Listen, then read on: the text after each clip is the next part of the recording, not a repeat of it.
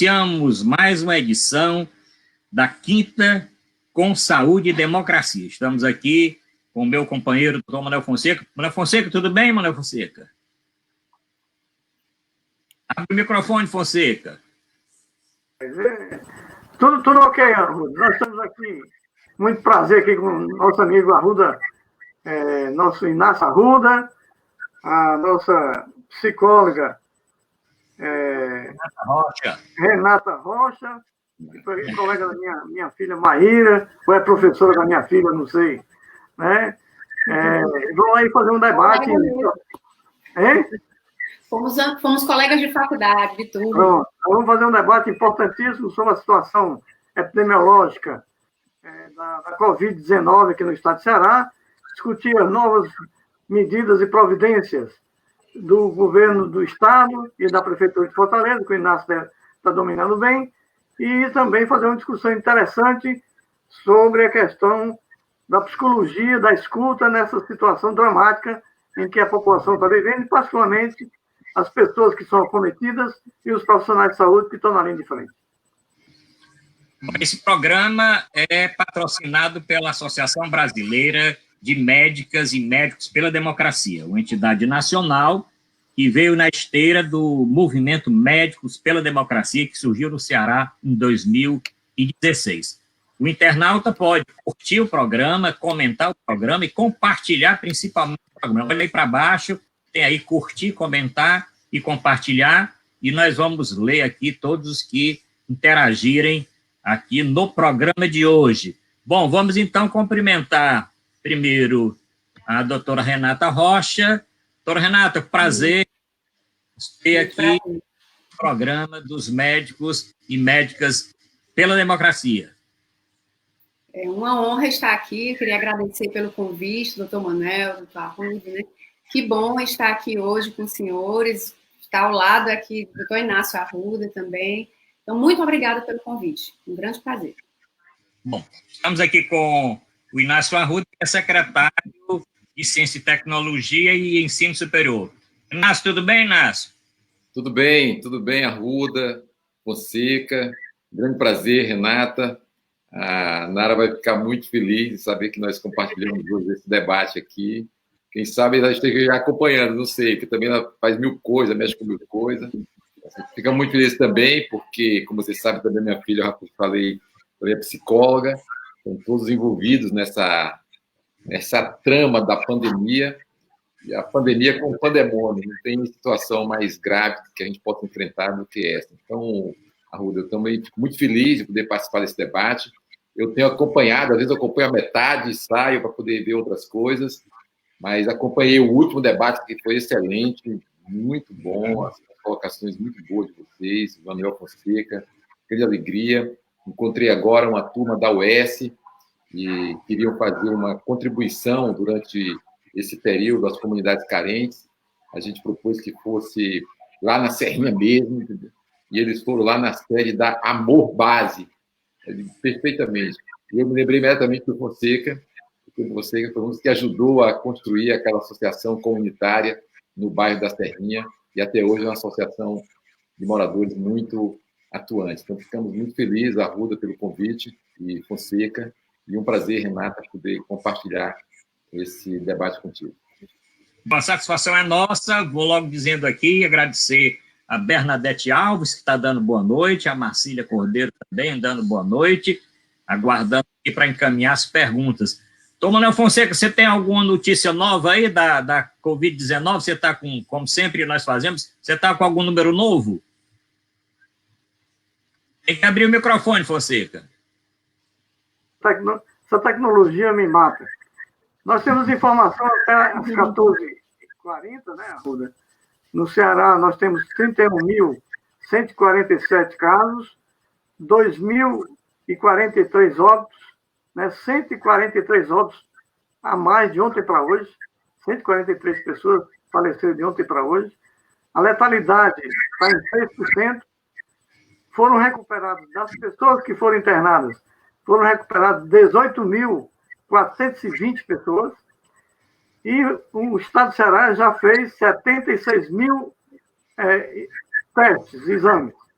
Então, essa situação, ainda nós estamos em processo de ascensão da epidemia. O Camilo acha que talvez, no fim desse mês, nesses próximos 10 dias, talvez diminua um pouquinho, ou então o platô permaneça mais ou menos numa reta em Fortaleza, mas mesmo assim Fortaleza tem 1.412 óbitos, foram 79 óbitos de ontem para hoje, 18 mil casos, e a letalidade é de 7,6.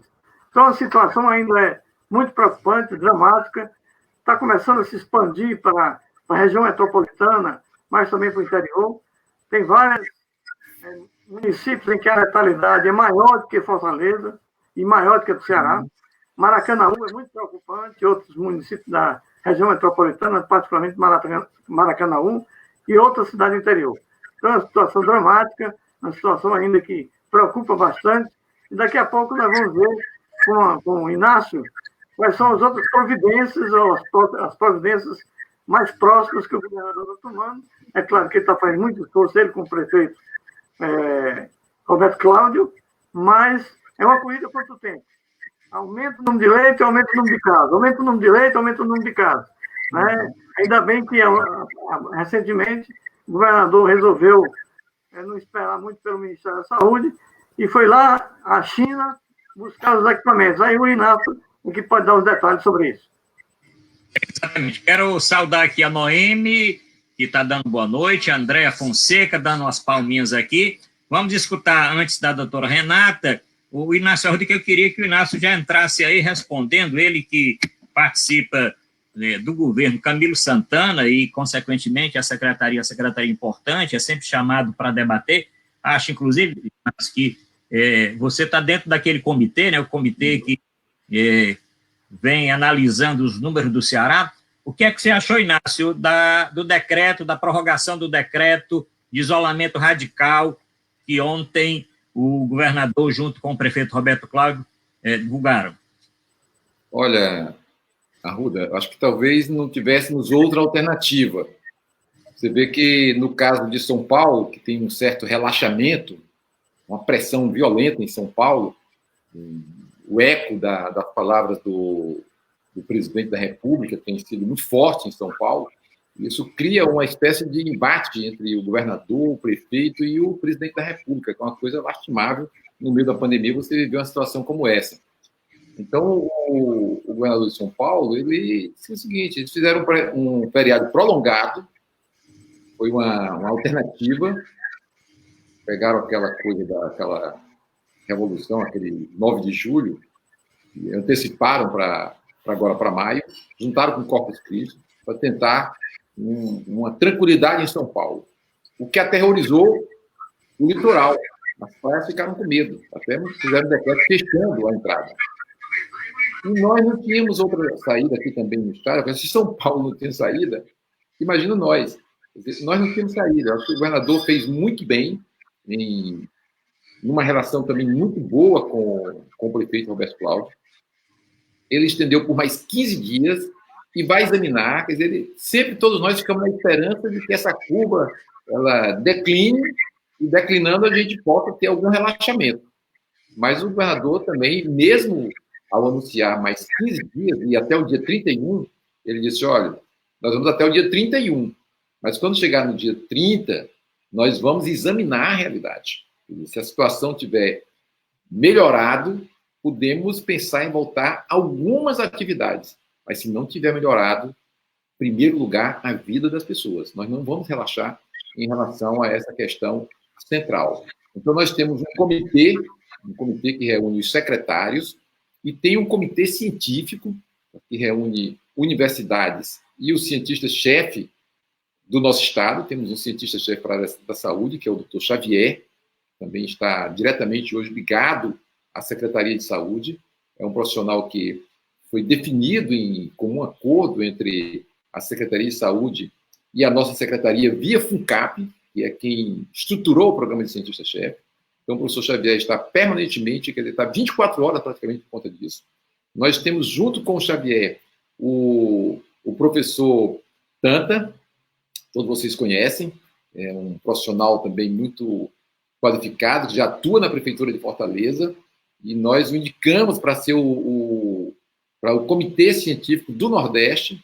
Então, ele é consultado, acompanha esses dados, e mais, Arruda, 2 outros cientistas-chefes que estão atuando junto com o governo, um que atua direto com a Casa Civil, que é o professor Macedo, é um professor da Universidade Federal, atua na área de inteligência artificial, de tecnologia da informação, junto com o professor Soares, que é um físico, também é professor da Universidade Federal. Esses 2 profissionais, eles estão monitorando com informações, com dados, que são oferecidos permanentemente por uma equipe que inclui profissionais da UES, da Unifor, da Universidade Federal e do Instituto Federal.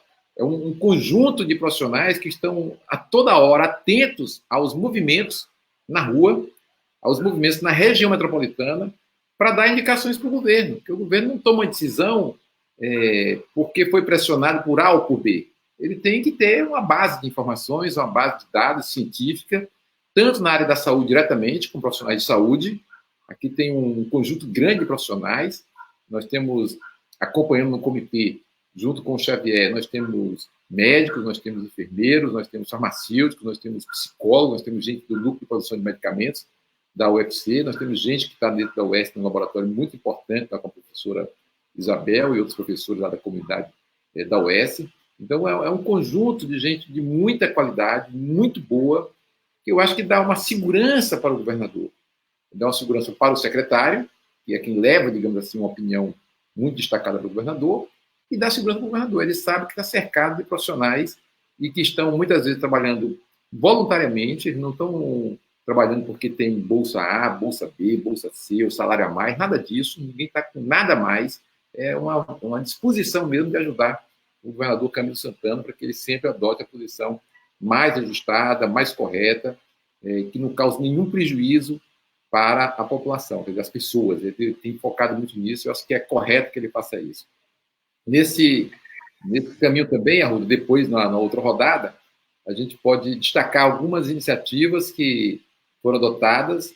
Eu acho que o governador, muito corretamente, ele tentou fazer aquisições no mercado nacional, Fonseca, mas, infelizmente, nós não conseguimos fazer aquisições no mercado brasileiro. E, diante disso, nós tivemos que ir para outros mercados, e o único mercado que se ofereceu com condições de atender os nossos pedidos foi o mercado chinês. E as duas, ainda temos outras encomendas. A coisa é tão grave, Fonseca, Renata e Arruda, é tão grave que a gente, às vezes, não pode dar informação de qual é a rota que o avião que vai sair da China vai fazer para chegar em Fortaleza. Então, é uma coisa assim, insana, mas é a realidade.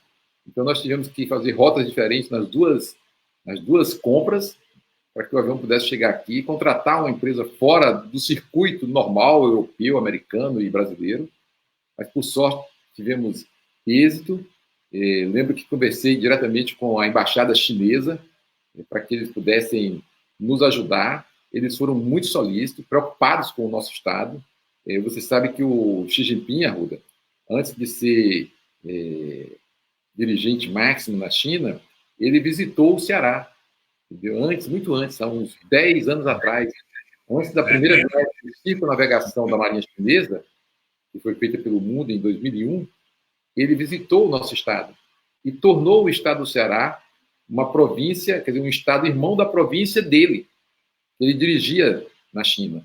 Então, ele tem um apreço. Quando fala o nome Ceará, ele sabe onde é. Ele já visitou várias vezes, esteve aqui em 2014, criando o banco do BRICS e o fundo de reserva do BRICS. Então, ele tem um apreço muito grande, nos atendeu o governador mandou uma carta para o Xi Jinping, a embaixada imediatamente despachou a carta para a China, e isso tem ajudado, tem facilitado, além das boas relações que o Cabeto tem com os profissionais de saúde da China, que estiveram aqui numa visita científica recentemente, e nos ajudou bastante. Antes da pandemia, nós tivemos uma visita científica dos chineses no Ceará. Eles passaram uma semana inteira discutindo conosco, exatamente com a Secretaria de Ciência e Tecnologia e com a Secretaria de Desenvolvimento Econômico e de Saúde.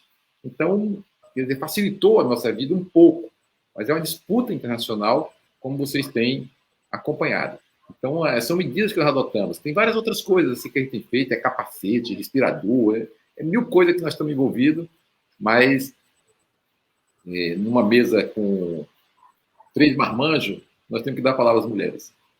Bom, e é isso que nós vamos fazer, mas sem antes deixar a Flaviana Pereira, que está dando boa noite, a Regina Machado, Noemi Arruda, a Marcília Cordeiro, a André Fonseca, o Henrique Machado também, todos comentando aqui o programa, e eu digo, olha, comente, curta e compartilhe a nossa página, que aí a audiência vai ficar bem maior. Mas, doutor Fonseca, vamos colocar a doutora Renata aí para falar.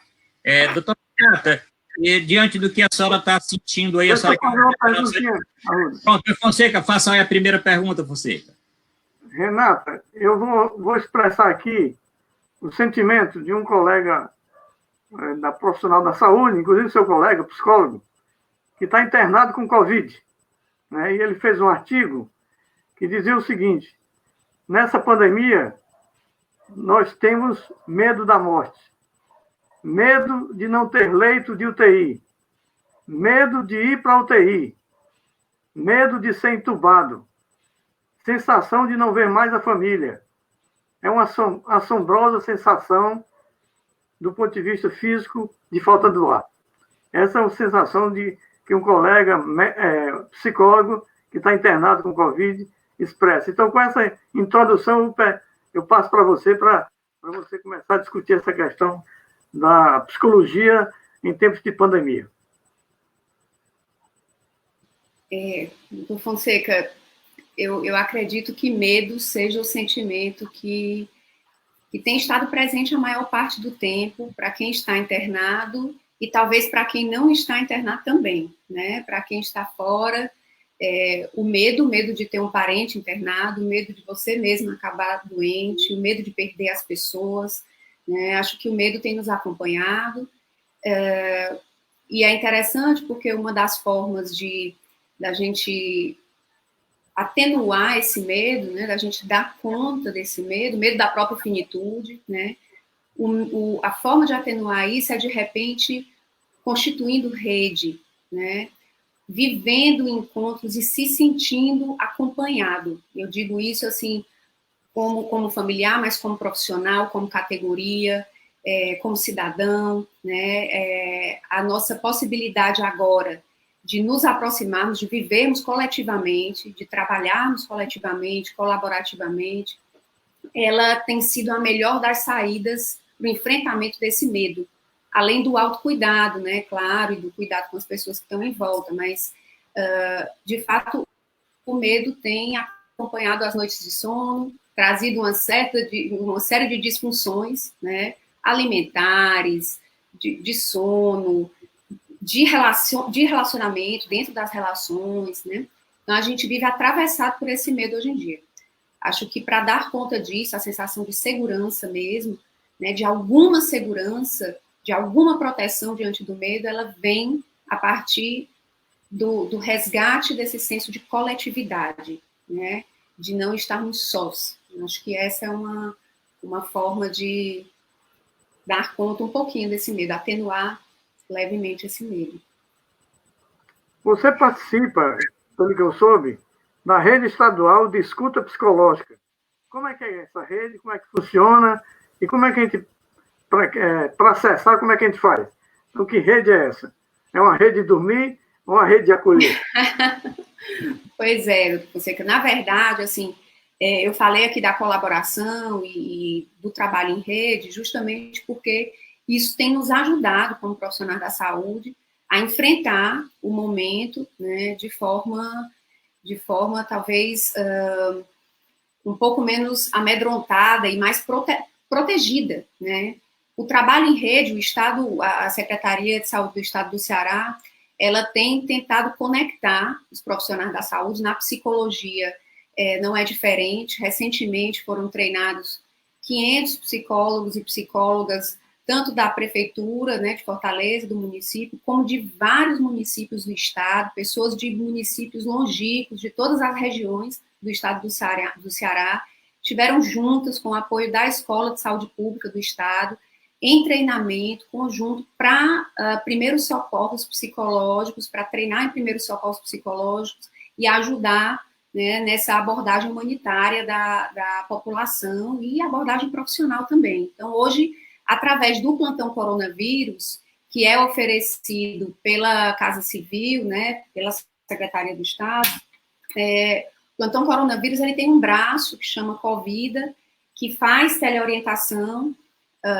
à população em geral que precisa de apoio à saúde mental, que precisa de orientação em saúde mental, e eu até disponibilizei, aí coloquei o contato, enviei o contato, no plantão as pessoas são atendidas por WhatsApp, são atendidas pela própria internet, né, na web, são atendidas por 0800, e podem contar com teleorientação de uma equipe de psiquiatras e de psicólogos que está todo o tempo conectado nessa rede de apoio.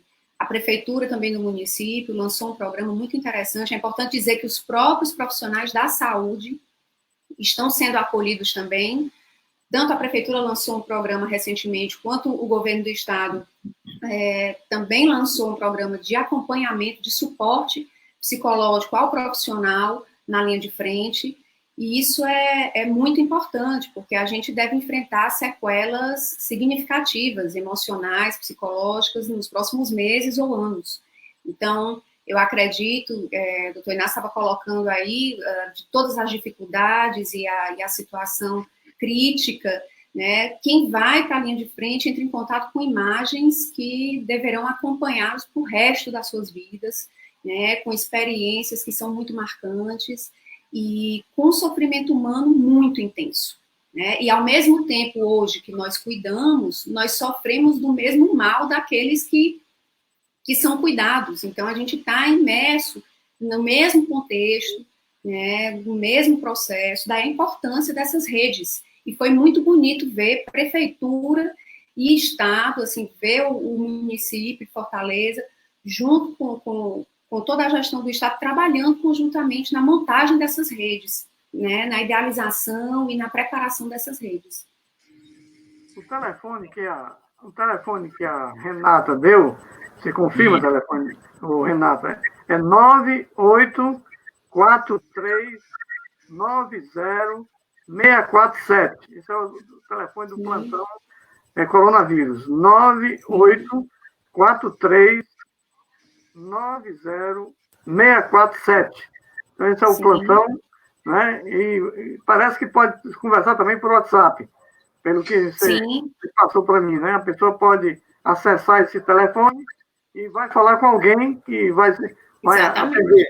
Como é que seria?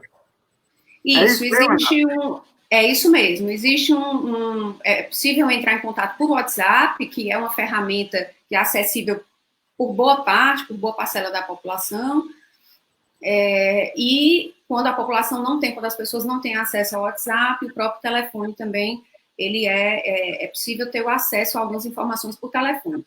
Mas no WhatsApp, em um primeiro momento, ele acontece uma abordagem por inteligência artificial, é uma rede de perguntas que vai dando respostas automáticas até a pessoa finalmente chegar no teleatendimento, numa teleorientação, que é feita diretamente por profissionais psicólogos ou psiquiatras que vão fazer, que estão em supervisão, estão supervisionados, né, devidamente acompanhados, e essas pessoas vão fazer o atendimento via WhatsApp, né, e as devidas orientações em saúde mental.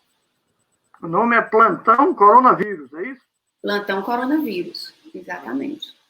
Fonseca, deixa, então, eu ler aqui mais algumas participações. O Lúcio Grangeiro, dando boa noite.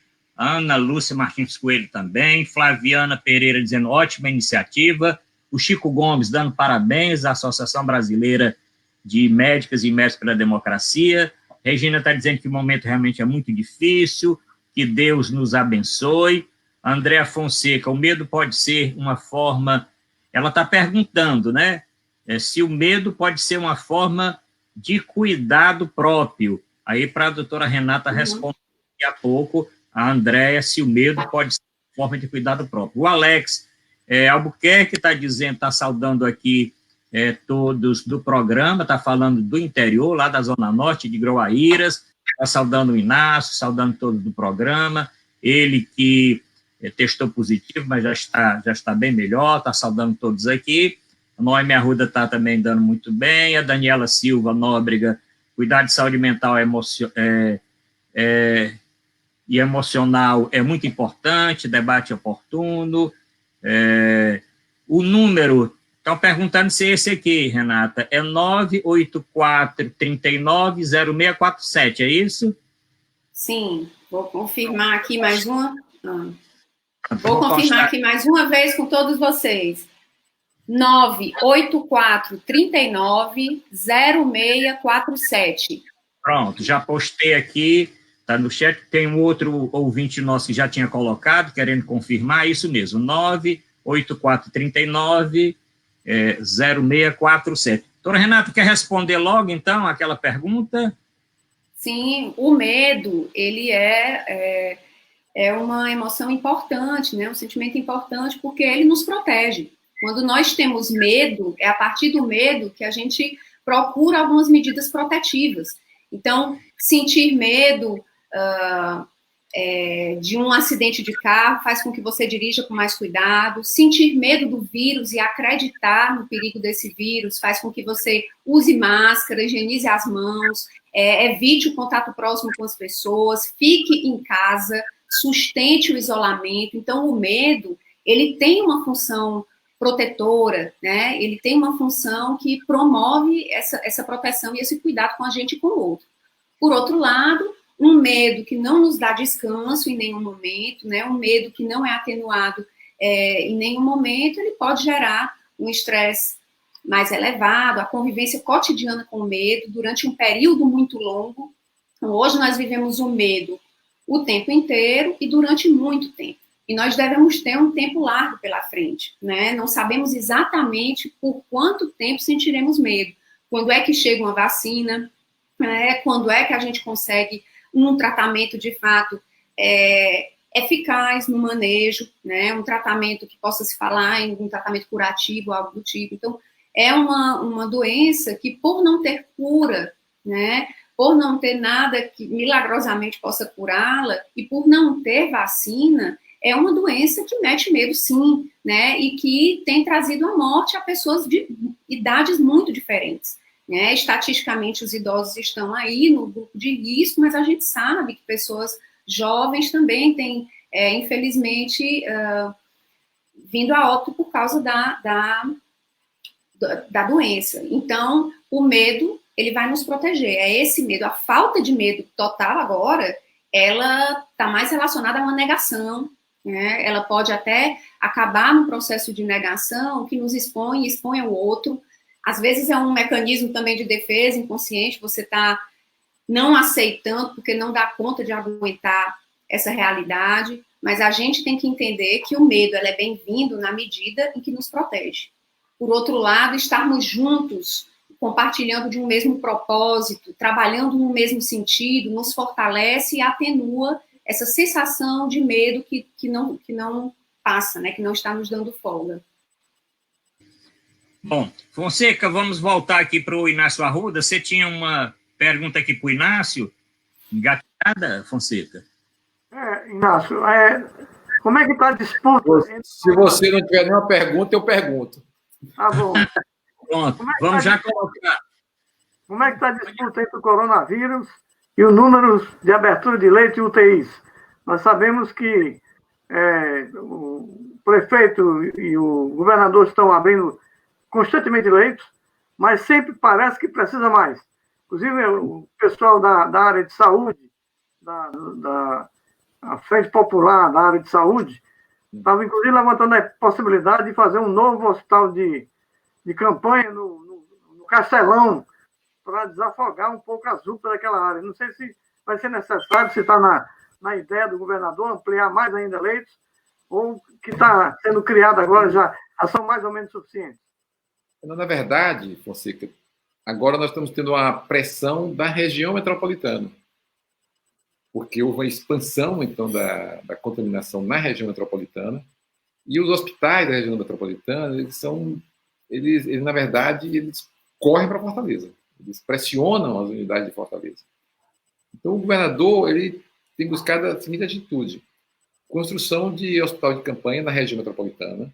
Tá?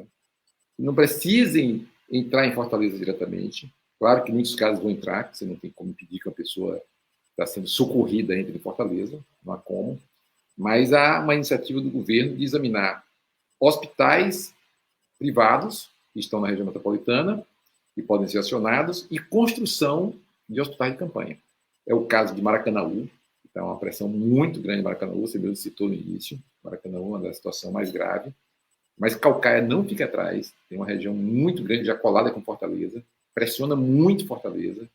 Então, todas as nossas unidades já estão bastante pressionadas, todas. E sempre teve essa opção, sempre teve essa ideia do Castelão. Mas o governador, a primeira iniciativa é: vamos buscar resolver na região metropolitana. Se isso conseguir atender, então não precisa você vir para uma nova unidade que vai exigir um tempo grande se a gente tem uma resposta mais rápida na região metropolitana. Já fizemos essas aquisições. Você vê que a situação é tão grave, que você faz uma aquisição, você chega a 200 respiradores aqui, você vai montar esses respiradores, e quando você terminar de montar o último, ele já foi ocupado. Entendeu? Então, você está precisando de mais respiradores. Nós associamos a isso um programa financiado pela Fundação de Apoio à Pesquisa. Nós trabalhamos em duas vertentes. Desenvolver um ventilador. Então, a UFC está envolvida nisso, o Senac está envolvido nisso, o Nutec está envolvido nisso. Então, estão lá trabalhando. No final, chega na questão industrial. Na questão industrial, um grande empresário aqui do Ceará diz: tá bem, eu mudo a minha planta para construir respiradores. Agora, no final, tem pelo menos aqui uns 8 a 10 componentes que eu vou ter que importar, vou ter que buscar na China. Então, ele fica parado. Nós resolvemos, então, entrar na outra vertente, recuperar uma quantidade de respiradores relativamente grande que existe no Ceará, que estavam faltando uma pequena peça. Nós estamos fazendo isso com impressão 3D, reunindo esforços do CRIARCE, que é um equipamento da Secretaria de Ciência e Tecnologia, aqui no 10º andar do edifício São Luís, o Nutec, a UFC, Unifor e FCE. Essas instituições todas estão envolvidas no programa. A gente tem buscado apoiar esses programas para recuperar. Às vezes é uma peçazinha simples, mas sem ela não funciona. E você desenvolve ela na impressora 3D e encontra uma forma de produzir aquela peça. Então, isso tem sido... fizemos uma primeira leva de 30 respiradores, já foi uma ajuda. Agora temos pelo menos mais uns 50 respiradores, uns em estados mais graves, mas possíveis de recuperação. Então, também estamos fazendo esse trabalho. Mas acho que o principal é garantir que a região metropolitana agora seja atendida. E o governador não tem medido esforços, tem buscado garantir. Essas compras nós fizemos todas com recurso do Tesouro. Nós não tivemos praticamente ajuda de nada para compras. Todas as compras foram feitas com recurso do Tesouro do Estado. Isso cria um problema para nós. Quer dizer, o Estado está sem recursos. Porque todo o dinheiro que ele tinha, ele tem colocado, inclusive no Fundo de Combate à Pobreza, nós temos dado sustentação às medidas da Secretaria de Saúde com o Fundo de Combate à Pobreza. Que nós tínhamos resolvido no ano passado que não iríamos mais usar recursos do Fundo de Combate à Pobreza para atender aquisições da Secretaria de Saúde. Mas, no início desse ano, a gente vinha com esse propósito, chegou em fevereiro, acabou. Nós temos que recorrer também a esse recurso. Então, o governo está com esse compromisso de não deixar faltar equipamentos, não deixar faltar leitos, nem de UTI, nem leitos que possam fazer o socorro inicial, ampliar os pontos de oxigênio, o máximo que a gente puder, em postos de saúde, nas UPAs, porque também as UPAs é lógico, elas não estavam preparadas para uma demanda desse porte. Então, às vezes, você não tinha aí um conjunto de equipamentos suficiente para atender. Nem posto de saúde. Posto de saúde é atenção primária, então não tinha como resolver. Ninguém estava pensando em chegar a uma situação dessa. Mas, chegada essa situação, o governador tem buscado também ampliar. Agora, veja os obstáculos. Até para garantir o oxigênio, sabe que oxigênio, quem não tem a sua própria produção de oxigênio, são poucas as unidades que têm produção de oxigênio, você tem que adquirir praticamente uma empresa monopolista. Tem 2 grandes monopólios no Brasil de venda de oxigênio. Então, uma americana, que é a que fornece praticamente para nós no estado inteiro, que é a White Martins, e que tem hora que a White Martins diz, não, não tem oxigênio. Você vai fazer o quê? Entendeu? Se você só está comprando a White Martins. Então, são o grau de gravidade que você alcança numa pandemia, e principalmente quando você não tem um alinhamento muito bom entre os governos de estados e o presidente da República. Esse desacerto cria grandes dificuldades. A Renata falou do acerto nosso aqui com a prefeitura. Isso é uma conquista, isso é uma vitória. Você tem um alinhamento perfeito entre o governador e o prefeito da principal unidade do estado, que é a capital. E a unidade do Roberto Cláudio com o Camilo ajuda a nossa unidade na região metropolitana inteira. Então, acho que isso é um facilitador. Eu acho que o governador está muito atento, mobilizando todas as suas instituições, seja a Secretaria de Saúde, seja a Secretaria de Ciência e Tecnologia, a nossa Secretaria de Desenvolvimento Econômico, para que a gente possa, todo mundo estar alinhado no mesmo sentido. Secretaria de Desenvolvimento Agrário, as universidades todas, estão todas bem alinhadas com o governador, mesmo as universidades federais, que recebem outro comando, mas aqui no estado do Ceará, declararam numa reunião nossa do Conselho de Reitores das Universidades, de que o comando é do Estado, o comando é do governador Camilo e a eles que ele vai atender. Então, isso foi muito importante para nós, porque isso ajuda a colocar essas instituições em alinhamento com o secretário de Saúde do Estado do Ceará. Bom, deixa eu ler mais um pouquinho aqui, Fonseca. Tem uma pergunta já para a doutora Renata, que é do Lúcio. Está tendo algum apoio ou ação específica para as famílias que estão perdendo seus entes queridos sem um processo de velório, sepultamento, diante da pandemia? Então, doutora Renata, a senhora vai já responder. Quero dizer, a Núbia Cardoso entrou aqui dando boa noite, a Solange Rocha também.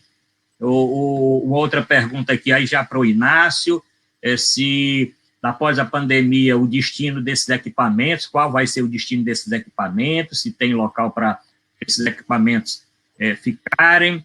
A Daniela aqui, o alinhamento das ações entre os governando o combate à pandemia é decisivo. E depois eu leio esta. Doutora Renata, vamos então responder aí aquela pergunta, né, do nosso internauta. É só que abrir o microfone. Bem lembrado. Bom, o plantão coronavírus, ele, nesse braço de saúde mental, na hora que você acessa, existe a possibilidade do cuidar da saúde mental.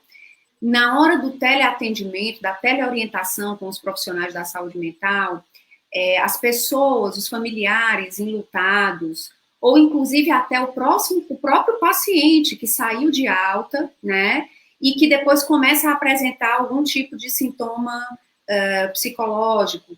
Essas pessoas, elas são encaminhadas, elas são avaliadas e são encaminhadas para outros equipamentos, para assistência em outros equipamentos da rede, que também estão disponibilizando diferentes formas de manejo e atendimento, né? O que também é muito interessante nesse momento, porque reunir toda essa categoria num treinamento único, que foi facilitado por um especialista em manejo de situações psicológicas em desastre, em condições de crise e desastre, a Tiziana Paiva, né? A possibilidade de reunir todas essas pessoas também nos garante um trabalho em rede mais eficaz. A articulação entre todos os equipamentos do Estado que lidam com saúde mental. Então, isso é muito bom, é muito boa essa conexão, porque a gente já sabe onde estão as pessoas que podem ajudar, como elas podem ajudar, em que regiões, né, nos diferentes equipamentos. A gente, às vezes, aqui no município, atende alguém que veio de longe, né, e nesse atendimento, como é que referencia lá, como é que encaminha lá no lugar onde está essa família.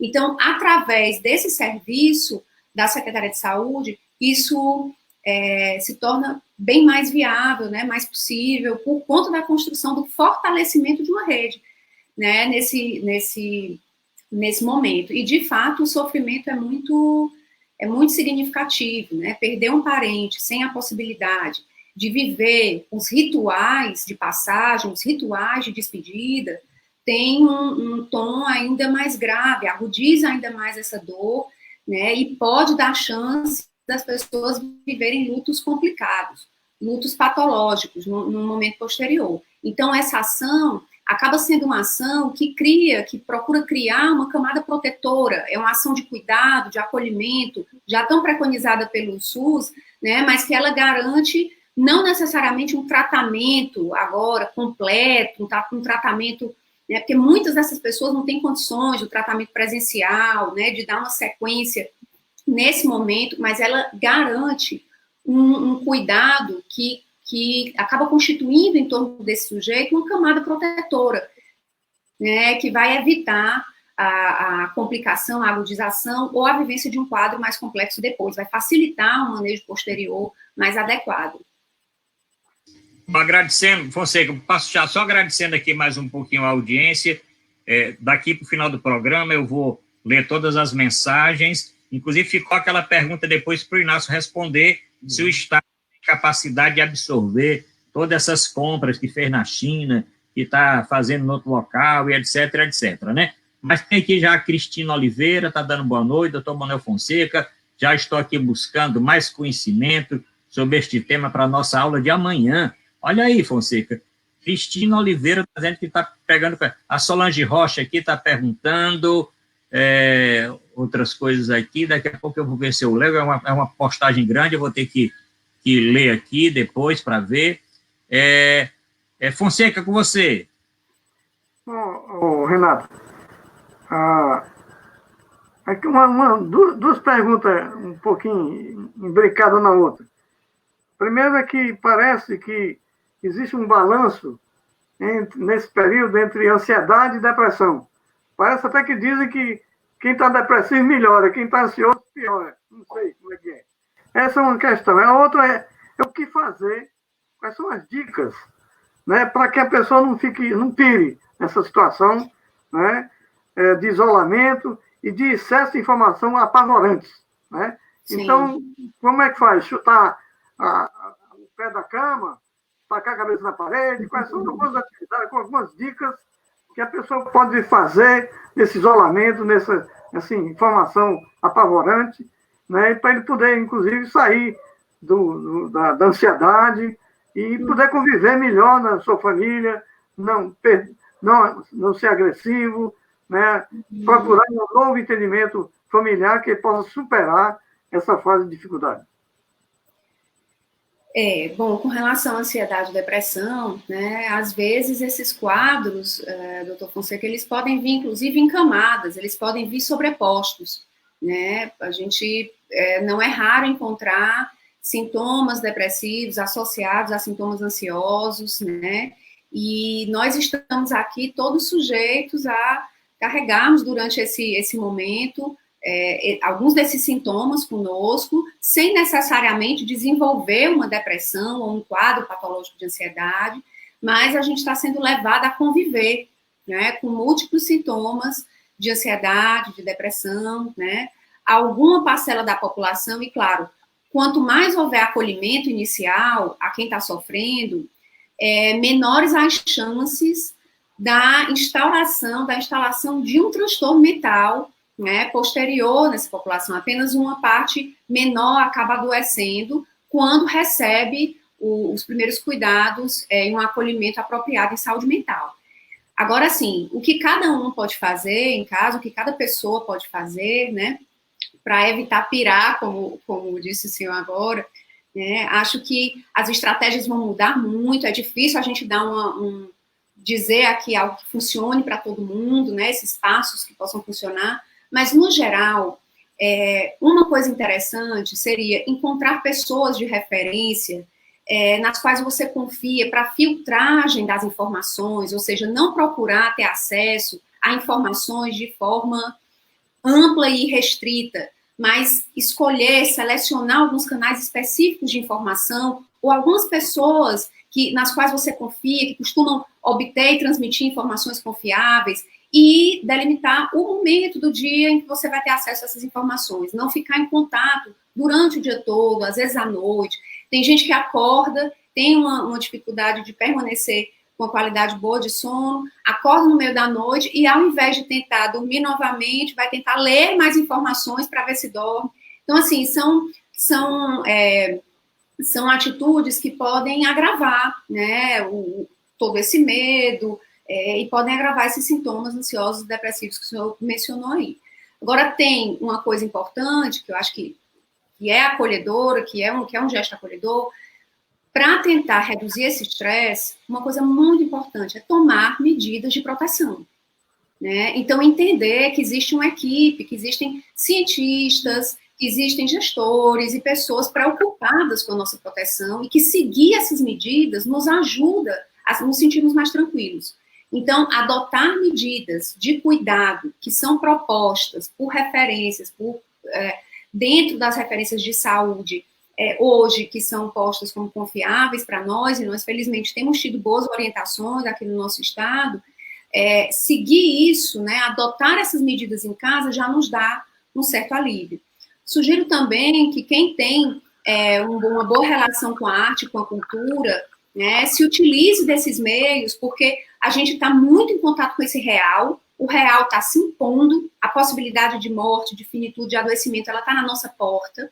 Então, a gente tem o contato com esse real, acessa algumas notícias, mas também nos permite a fantasia, a reelaboração através do que é criativo, do que é artístico. Então, o contato com a música, o contato com a literatura, né, o contato com as múltiplas artes e com o nosso arcabouço todo cultural pode também nos proteger, né, pode nos proteger a todos. Não necessariamente você é um produtor de cultura, e eu acho que todos nós podemos ser, né, podemos nos aventurar nisso. Sei que o senhor é escritor, inclusive, escreve muito bem, isso é muito bom. A escrita é uma forma protetora interessante. Então, escrever sobre os próprios medos, criar universos paralelos através da escrita, onde a gente pode se reinventar, se colocar, sobreviver, respirar, né? Acho que a arte, ela também, o contato com a cultura também nos possibilita isso. Então, por isso que é tão importante a valorização do âmbito cultural para a manutenção da saúde mental nesse momento. E escreve especialmente para as mulheres, Renata. Uhum. Como é? Escreve especialmente para as mulheres. Escreve sobre o feminino, né? O poder feminino, é verdade. É verdade, já li, já tive a oportunidade de ler. Grandes obras, Manuel Fonseca. E falando em escrever, né, Fonseca, nós que pertencemos à Sociedade Brasileira de Médicos e Escritores, temos um projeto que está em andamento durante toda essa quarentena. Eu mesmo estou escrevendo o Diário de uma Quarentena. Hoje publiquei já a minha 56ª crônica, né? E hoje foi Sanção, Dalila e Marcília. Aí vocês tiram, quem conhece, Fonseca conhece, o Inácio conhece, sabe que Marcília é minha esposa, sabe porque Sanção, está vendo até com o cabelo meio cortado aqui, tá certo? É porque eu conto a história, inclusive, desse corte de cabelo. Mas o Fonseca tem publicado muito no site da Sobrames. Então, convido quem está escutando o programa, pode entrar no site da Sobrames e ter acesso à crônica de 80 médicos e escritores do Ceará. Eu atualmente ocupo a presidência da Sobrames aqui, e nós liberamos todas as crônicas para que todos possam ter acesso. Crônicas, poesias, contos, tudo mais. Ô, Fonseca, muita pergunta aqui, muita participação. Deixa eu ver aqui se eu cito pelo menos o nome. Isabel Cristina está dizendo que algumas pessoas estão mandando mensagem que essa curva está achatando, mas as UPAs continuam cheias. A Bíblia está dizendo que o povo não fica em casa. Samuel Siebra, lá do nosso Cariri do Crato, está mandando um grande abraço. A Daniela está dizendo que também está parabenizando. A Cristina Oliveira está dando boa noite. O Lúcio também, a Solange. A Solange mandou disse, até pediu desculpa por ter mudado de assunto, viu, Inácio? Mas como o nosso programa aqui, o que chega, nós passamos para o entrevistado, ela está se queixando da reforma do governador Camilo Santana, que foi votada no final do ano passado da Previdência, e está perguntando se não podia ter tido um desconto menor, pede até desculpa por estar fugindo do tema, tá certo? Está dizendo que muita gente está assistindo, Márcio Bastos assistindo, Lúcio. Bom, se não der para falar todo mundo, nós vamos prolongar um pouquinho o programa. Fonseca, vamos lá, Fonseca. Vamos sair um pouquinho da Renata para voltar para o Inácio. Inácio, como é que está a situação do pessoal que tem privação de liberdade? Como é que está a situação da Covid nos presídios e que providências o governador está fazendo para que não se alastre epidemias, não só para os presidiários, mas também para os profissionais que trabalham lá, né, que estão expostos constantemente. O que é que vocês estão pensando em relação a isso? Né, que providências vocês acham que é importante testar todo mundo, dar uma alternativa? Qual é a solução que vocês estão pensando para aquela população privada de liberdade? Sabe, Fonseca, que a Secretaria de Segurança e a Secretaria de Administração Penitenciária participam do comitê de forma permanente, por conta dessa realidade dos presídios. Com isso, a providência, porque junto com o secretário, a providência primeiro, é preciso testar os profissionais que atuam, os agentes penitenciários, e é preciso testar todos os que estão cumprindo pena no presídio. Então, só isso ajuda a você manter um certo controle no presídio, senão você não consegue controlar. Porque o primeiro que se contamina, evidentemente, ele pode alastrar para todo o presídio e gerar um número de mortes, e a responsabilidade daquele prisioneiro é do Estado. Não tem outro responsável por ele, é o Estado. Então, para o Estado não ser responsabilizado, a atitude do governador é de que você precisa fazer uma testagem muito grande dentro dos presídios. O secretário tem tido uma presença muito firme ali, atuante, de garantir que esses procedimentos sejam realizados, e acho que é uma medida correta, justa, mesmo porque eles estão cumprindo a pena, já estão penalizados, não podem ser penalizados duplamente.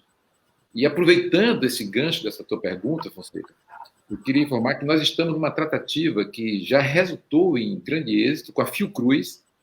A Fiocruz adquiriu um pleito que nós fizemos e teve ainda uma disputazinha aqui no Nordeste, mas resolveu-se ao final que essa aquisição seria para o Ceará. Então, nós estamos adquirindo uma plataforma que permite você realizar de 4 a 5 mil exames dia. Hoje, a Secretaria consegue no LACEN fazer 900, um esforço incluindo outras instituições que a gente foi incluindo ali. Pegamos o Laboratório de Biologia Molecular da UES, a Unifor tem unidade, o pessoal da URCA também se ofereceu, da UFCA, aqui a Unilab, o UFC, quer dizer, todo mundo disponibilizou equipamento, material, gente, mas ainda é insuficiente, porque você não tem o equipamento. Então, tivemos uma aquisição por parte da Fiocruz, uma tratativa da Secretaria de Ciência e Tecnologia com a Fiocruz diretamente.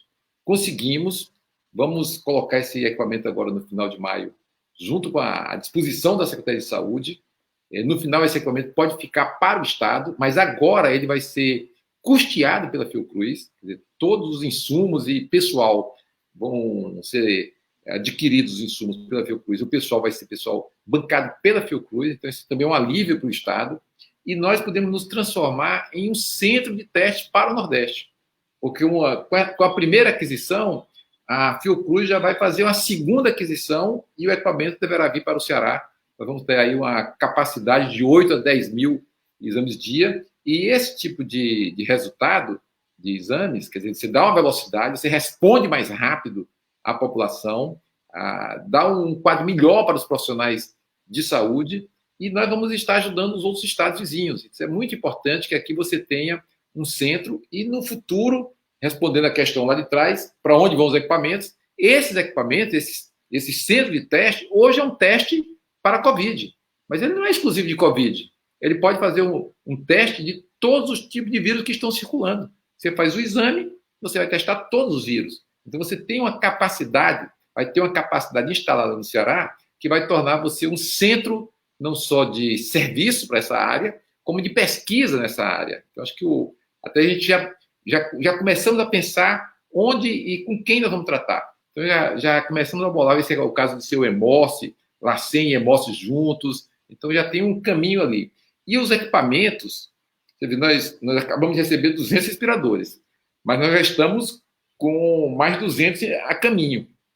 Mesmo assim, infelizmente, hoje é um daqueles dias terríveis aqui da nossa cidade.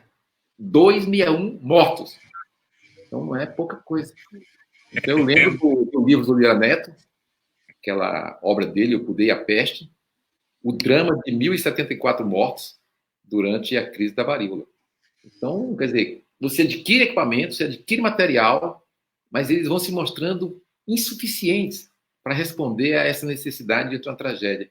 Então, a gente tem que estar sempre muito firme para poder estar decidindo, saber que vai ser um gasto adicional do Estado, nós temos que tirar dinheiro de onde não tem.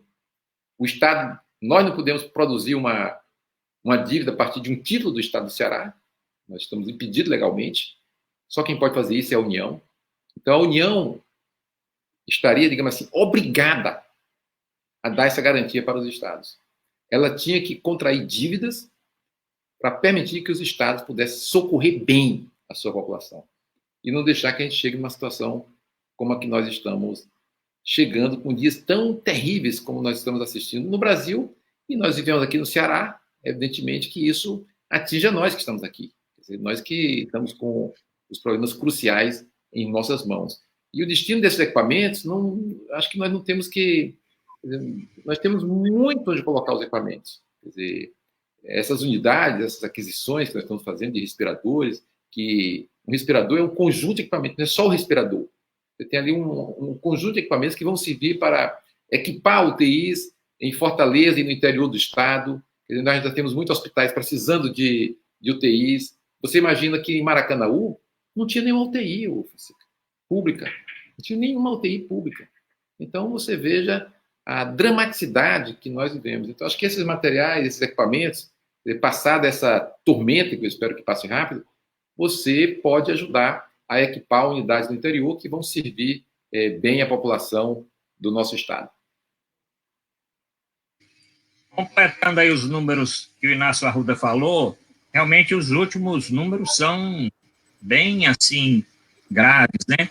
Em 24 horas, no Ceará, confirmado 261 óbitos, né? Então, bateu todos os recordes anteriores. Nós chegamos a 31.413 casos confirmados, 2.161 óbitos, taxa de letalidade subiu para 6,9%, são 43.029 casos em investigação, 77.910 exames realizados. Do Ceará, em relação a exames, é o estado mais teste, e vai testar muito mais agora, com todo o esquema que está sendo montado para a próxima semana. Eu tenho dito isso, Inácio, os equipamentos que estão chegando, eles vão ser úteis exatamente para a expansão da área de saúde do Ceará.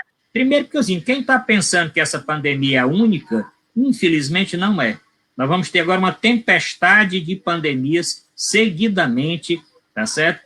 Então, nós temos que nos preparar para testar, para tratar e para prevenir, tá certo? Ô Fonseca, vamos lá, Fonseca. Nós estamos chegando ao final, né, Arruda? Eu, como sempre... Tem muita participação, nós vamos passar um pouquinho mais hoje, viu, Fonseca? Né? Olha aí, viu? Ganhamos um tempinho aí, viu, Renata? Não, porque tem muita participação aqui, não está dando tempo nem para acompanhar, não tem problema não. O nosso programa pode passar um pouquinho mais do tempo. A vantagem de programa ser próprio é não ter ninguém cronometrando aqui e não ter um diretor pedindo para acabar, porque vai entrar a novela das 8. Então, quer dizer, como sempre, no finalzinho do programa, nós temos uma poesia, né? Está sendo praxe, né? Que cada programa a gente faz uma poesia para encerrar o programa, mas como tem muitas perguntas, eu vou guardar um pouquinho para fazer as perguntas que ainda tem, que a Renata está ainda doida para falar ali, para dar as suas últimas dicas de como a pessoa não pirar nessa pandemia, né? Tinha uma pergunta para o Inácio, não sei se dá tempo, né? A questão das máscaras, Inácio. Porque se tem uma decisão de todo mundo usar máscara, né? Todo mundo está tomando a iniciativa de fazer máscara, mas pode ser que o próprio Estado e a Prefeitura resolvam entrar também nessa possibilidade de distribuir também máscara, particularmente para as populações mais vulneráveis, né? Populações de rua, população de liberdade com suspensão de liberdade, né? Outras populações que vivem em situações muito dramáticas, né? Então, não sei se o governador está pensando também na aquisição de máscara para distribuir junto com o prefeito de Fortaleza e outros prefeitos da região metropolitana. Olha, Fonseca, o governador e o prefeito, simultaneamente, primeiro a prefeitura fez um edital para a produção de máscaras. E, na sequência, o governador também fez um novo edital, que é um edital para permitir que as pessoas que trabalham, que são inúmeras pessoas que têm uma máquina industrial em casa, que trabalhavam para confecções, trabalhavam para outras empresas, já forneciam. E como essa atividade está parada, ela poderia entrar na produção de máscaras. Voluntariamente, centenas de costureiras da periferia de Fortaleza começaram a fazer máscaras e distribuir, que a gente nem contabilizou ainda, a gente nem reuniu essa atividade voluntária, comunitária e muito solidária do povo. Entendeu? Então, ninguém nem tem conta, ninguém nem sabe. A gente ouve aqui falar num canto, no outro e tal, mas os bairros todos a população está fazendo. O que o governador fez com o prefeito? Um edital para permitir que, se você tem uma máquina industrial na sua casa, você pode entrar no edital e o governador vai pagar para você produzir aos milhares as máscaras e serem distribuídas para a população. Qual o problema? É que nós temos ainda uma certa dificuldade, que estamos organizando agora, porque foi a última etapa das reuniões do governador. É reunir o movimento social, o movimento comunitário, esse movimento popular que é espalhado pelo interior inteiro, que tem liga direta com o povo lá dentro da sua comunidade. Então, agora você tem uma estrutura, quer dizer, começamos a organizar uma estrutura que permite o governador dizer o seguinte: olha, aqui no Bom Jardim nós temos tantas costureiras fazendo máscaras. Então, a associação comunitária pega as máscaras aqui e distribui aqui para a população. O certo era a gente conseguir chegar no grau de organização de Singapura, que 3 dias antes de anunciar que ia fechar tudo, e anunciou sem lei. Não teve lei nenhuma, não precisou de lei nenhuma. Disse, hoje é quarta-feira, a partir de sábado está tudo fechado. Agora, antes disso, passe no local mais próximo da sua casa para pegar as máscaras, que tem um local ali que vai fornecer as máscaras. Então, esse é um grau de organização que, se a gente conseguir chegar, a gente vai ter uma proteção razoável, muito razoável da população. Então, nós estamos nesse esforço, vendo se é possível que as associações comunitárias, junto com os postos de saúde, que tem uma estrutura do Estado, tem as escolas, os postos de saúde, escolas públicas estaduais e municipais, os postos de saúde. Nós temos algumas unidades da Secretaria de Segurança Pública espalhadas também dentro dos bairros de Fortaleza e na região metropolitana. Esses locais, junto com as associações comunitárias, podem ser pontos de entrega de máscara, para ninguém estar na rua sem estar com a proteção mínima. E até a trama da máscara você tem que anunciar, quer dizer, eu quero que sejam produzidas máscaras com esse tipo de trama. Então, isso é possível ser feito, não tem dificuldade na produção. Agora, a logística de distribuição massiva é que a gente ainda não conseguimos passar a marcha. Então, estamos nessa tentativa agora com o governador, acho que vai dar certo. Ele fez uma primeira reunião com todo mundo, acho que talvez vai ter que fazer uma segunda e uma terceira, para permitir que todos tenham acesso a um equipamento simples que ajuda a ter uma proteção mínima para ele e para os outros. Bom, deixa eu perguntar à doutora Renata, viu, Fonseca? Chegando aqui. Doutora Renata, nós temos criança em isolamento, né, sem aula, as crianças, tanto menores como em regime escolar, nós temos os pais e temos os idosos, né? Como fazer aí, qual a orientação que a senhora dá? Eu vejo crianças que são assim mais ativas e passar 60 dias trancado em casa, os idosos, e apesar de idosos são ativos também, sempre gostam de dar uma voltinha na praça, uma voltinha na Praça do Ferreira, encontrar com... como vencer essas dificuldades durante esse período de isolamento, para as crianças e para os idosos. Eu vejo assim, no caso dos idosos, eu vejo uma vulnerabilidade que ela não está só relacionada a esse confinamento, a não poder ir para a praça, mas a uma sensação muito grande de fragilidade, de impotência. Os próprios filhos, os parentes, não, você é idoso, fique aí. Não pode fazer compras, eu levo para você. Então, assim, o idoso ele foi colocado num lugar de desautorização completa de ação.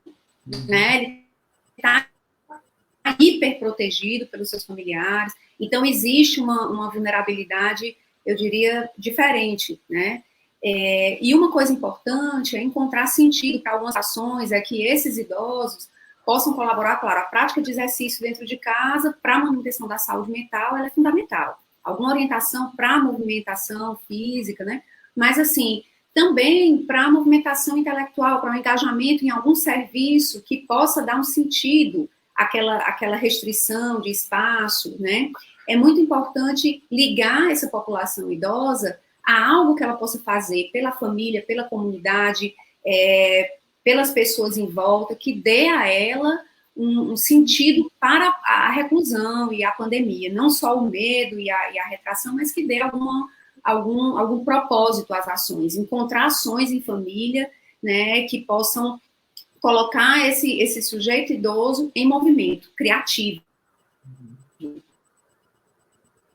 Grande resposta, porque eu diria que estão chamando muito os profissionais da saúde, da linha de frente, de heróis e tudo, mas eu vejo muitos heróis e heroínas dentro de casa, conseguindo desenvolver com crianças pequenas atividades super criativas, né, sem precisar recorrer a forçar um condomínio a mudar as normas e descer para o pilotis, né, a expor outras pessoas ao risco. Tem pais e mães e cuidadores em casa que estão fazendo trabalhos criativos muito interessantes com essas crianças, né, tentando expor ali ao sol, né, em algum momento do dia, tentando fazer atividades lúdicas e, mais uma vez, trazendo a cultura para esse cenário, né? Então, acho que são heróis e heroínas aqueles pais, as mães, os filhos com pais idosos também, que estão conseguindo orientar essas pessoas no sentido de uma ação criativa e significativa do ponto de vista social dentro das suas casas.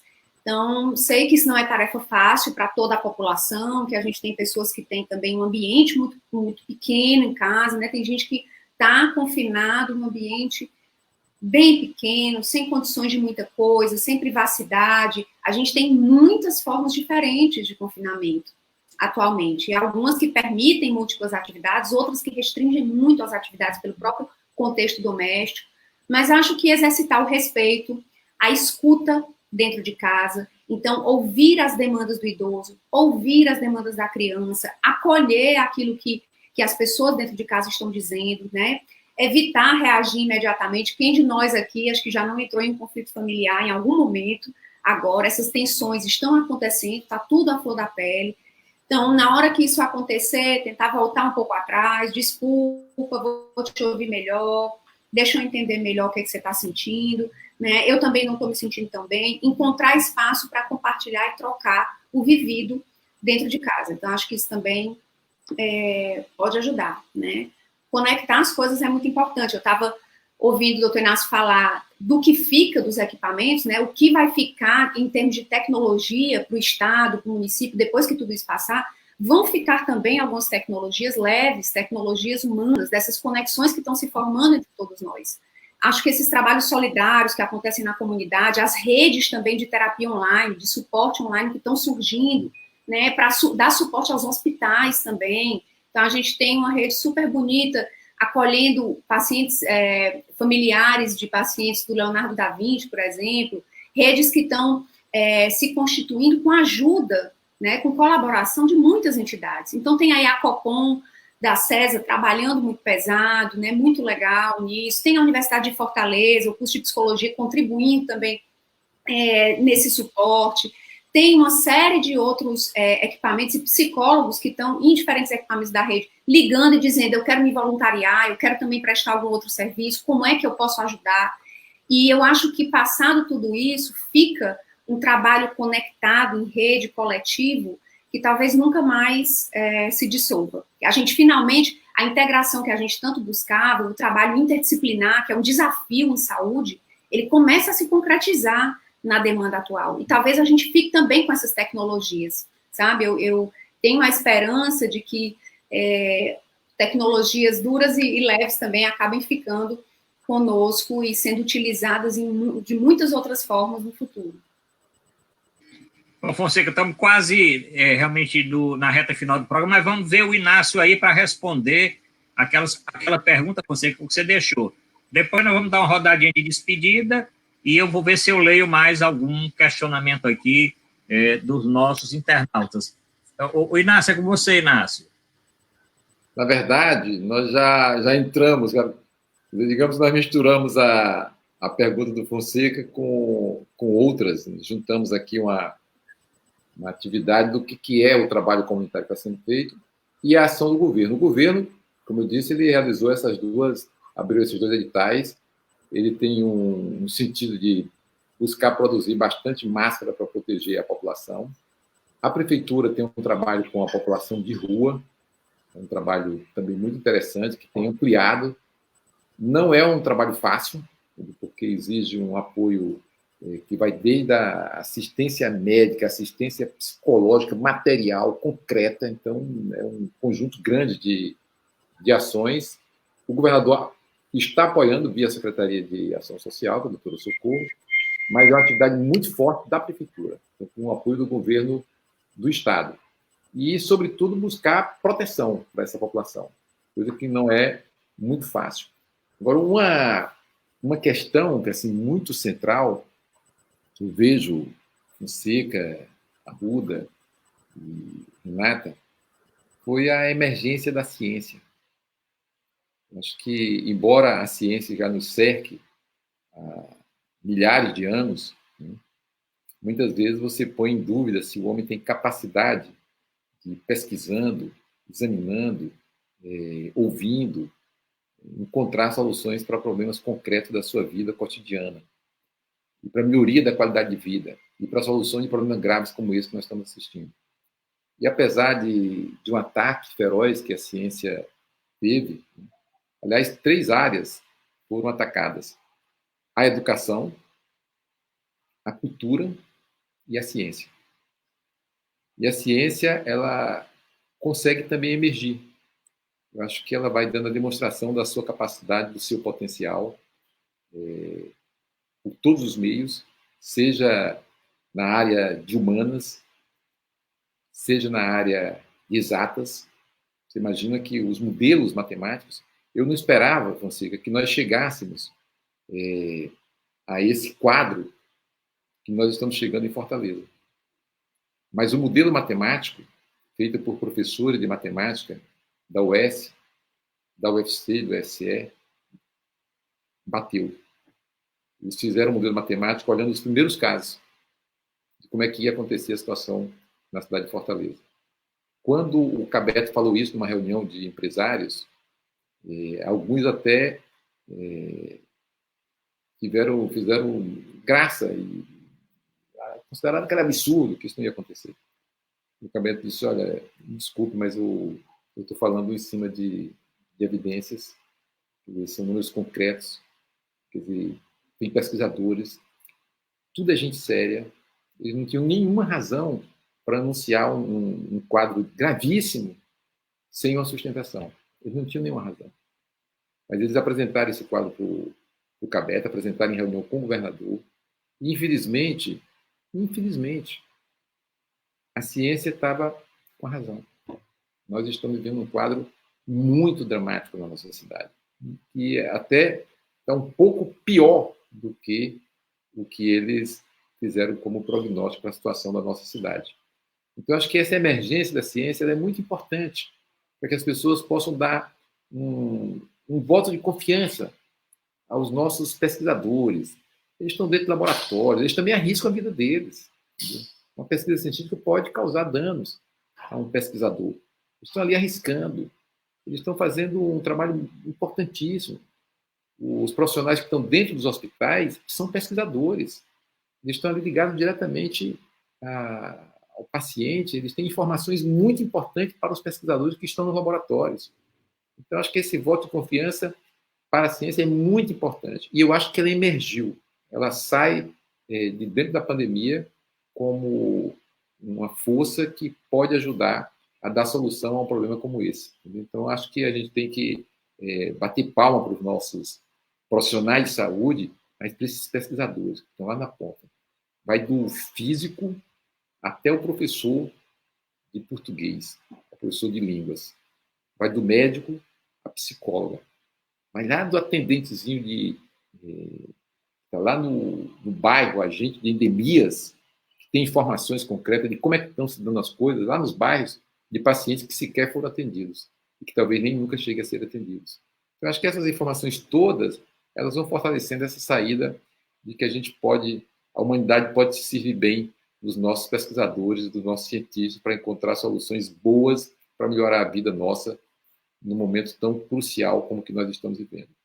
Então, eu queria também cumprimentar Manuel Fonseca, a Arruda, especialmente a Renata, pelo trabalho que estão fazendo de atender e ajudar a população nessa hora. Quer dizer, esse debate aqui também é uma forma da gente poder contribuir com a população para que ela possa encontrar o melhor caminho para enfrentar essa realidade que estamos vivendo no Ceará, no Brasil e no mundo. Fonseca. Pronto, agradecendo aí o Inácio, agradecendo a doutora Renata. Fonseca, vamos lá para a sua poesia, né? Depois eu passo a palavra a Renata para nós. Vamos lá, Fonseca, sua poesia de hoje. Pois é, parece que a Iracema adivinhou aqui, ou então percebeu a presença da Renata, que estava discutindo a questão da subjetividade, da psicologia, que trouxe aqui para me ler uma poesia que fala sobre os sentidos. Né? Eu te olho sem ter pejo, existo no teu olhar. Vendo a ti, sempre me vejo, o humano a se espelhar. Eu escuto a tua fala, que ressoa em meu peito. Minha alma, então, se cala, para ouvir-te com respeito. Ao te tocar o sagrado do teu corpo, se faz luz. Contato, te dou cuidado. Teu cuidado me seduz. Teu convívio saboreio, temperado com alegria. Posso dizer sem receio, trocamos sabedoria. Um cheiro bem carinhoso transmite afeto e emoção. Deixa um perfume gostoso quem ama de coração. Reflete em nossos sentidos janelas de sentimentos. São caminhos percorridos na busca do entendimento. Muito bem, Fonseca, bater palma aí para o Fonseca, todo mundo batendo palminha. Com isso aí, doutora Renata, uma fala final. Infelizmente, nós vamos ter que encerrar o programa. A senhora vai ser convidada, como o Inácio também, para participar de um próximo programa nosso. Mas uma fala final, o que é que a mensagem que a senhora podia dar para aqueles que estão assistindo agora o nosso programa, que vão assistir mais tarde no YouTube ou no Instagram, nas nossas redes sociais? Eu gostei muito de estar aqui e acho que aprendi muito mais do que compartilhei qualquer coisa, porque eu penso que essas falas finais, tanto do doutor Inácio como do doutor Fonseca, falam muito nesse momento ao meu coração, à minha razão. Acho que é um momento importante da gente aliar pensamento e sentimento, da gente aderir a esse universo sensível, a gente desmecanizar as nossas ações, né? Retomar um funcionamento sensível e empático, onde pensamento e sentimento caminham juntos. E eu não vejo outra forma, né, desse pensamento sensível ou desse sentimento pensante, né, de se exercitar, que não seja atravessado pela ciência, pela cultura e pela educação.